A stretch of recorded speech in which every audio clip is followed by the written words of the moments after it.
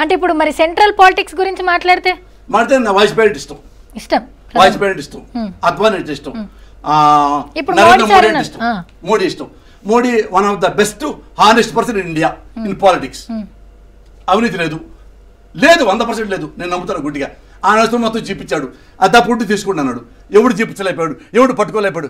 నోటికి అంటానికి ఏముంది? తీసేయి, నరేంద్ర మోడీని తీసేయి, వేరే వాళ్ళు పెట్టు. ఎందుకు తీయాలి మోడీని? ఏం తప్పు చేశాడు? నోటు రద్దు చేశాడు. ఎస్, నోటు రద్దు చేసినప్పుడు చిన్న పొరపాట్లు వస్తాయి, సైడ్ ఎఫెక్ట్లు వస్తాయి. ఎడ్యుకేషన్కి వెళ్ళిపోవాలి. ఒకవేళ మోడీ కాకుండా మీరే అన్నారు కదా మనకు కూడా కొన్ని కోరికలు ఉంటాయని. పోసాని గారు ఒక రాష్ట్రానికి సీఎం అయితే, ఒక దేశానికి ప్రధానమంత్రి అయితే ఇమీడియట్ గా తీసుకునే యాక్షన్ ఏంది? అంటే దేశం బాగుపడేదైనా ఏదైనా ఇమీడియట్ గా ఏం తీసుకుంటాడు? ఎవరెవరు రాజకీయాలు అవినీతి పనులు ఉన్నారో వాళ్ళందరినీ జైల్లో దోస్తా.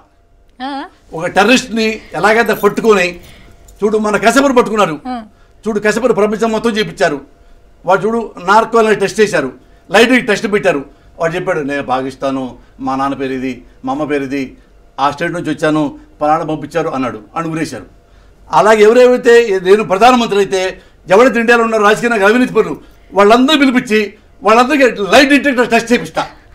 నువ్వు ఎక్కడ తిన్నావురా, ఎక్కడ పెట్టావు, దున్నపోతులు ఎక్కడ తిని పెట్టావు, ఈ డబ్బులు మీ అమ్మ పేరు పెట్టావా, మేయ పేరు పెట్టావా, మెక్క పేరు పెట్టావా, మీ బావ పేరు పెట్టావా, అన్ని కక్కిచ్చి మొత్తం లాగేసి, వాడు చాలా జన్యుడు, కొద్దిగా తప్పు అయితే క్షమించి 20 ఏళ్ళు 30 ఏళ్ళు 50 ఏళ్ళు, అదే పెద్దనుకో ఉరి సంపేసుడే. ఎందుకంటే పబ్లిక్ మనీ, భారతదేశం మనీ, నువ్వు ఎవడికి తింటానికి మొత్తం ఆ డబ్బులు తింటానికి ఎవడు అని వాడికి ఇక లైఫ్లో రాజకీయాలు రాకుండా చేస్తా.